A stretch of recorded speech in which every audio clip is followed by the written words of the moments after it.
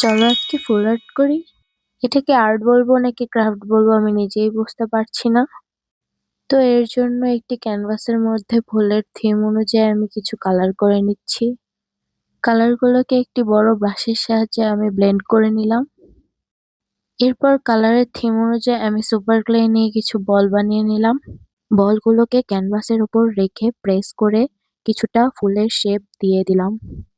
ভিডিওটা দেখে তোমরা বুঝতেই পারবে কাজটা কতটা সহজ। ফুলের পাপড়িগুলো দেওয়ার পর আমি সাথে একটি ফুলের কলিও বানিয়ে নিলাম সেম প্রসেসে।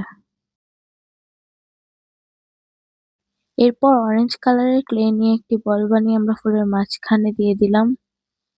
গ্রিন কালারের কিছু ক্লে নিয়ে আমরা সেম প্রসেসে কয়েকটি পাতাও বানিয়ে নিব। কাজটা দেখলেই তোমরা বুঝে যাবে কাজটা কতটা ইজি এবং কতটা স্যাটিসফাইং। এরপর আমরা রিয়েলিস্টিক দেখানোর জন্য কিছুটা ডালপালাও অ্যাড করে দিব। রং তুলি দিয়ে ফুল আঁকতে না মন চাইলে এভাবে ক্লে দিয়ে তোমরা ফুল বানিয়ে নিতে পারো, যেটা খুবই সহজ। আশা করি তোমরাও এটি ট্রাই করবে এবং পিকচার আমার সাথে শেয়ার করবে। তো ফুলটা তোমাদের কেমন লাগলো জানাবে এবং লাইক, শেয়ার এবং সাবস্ক্রাইব করবে। Thank you.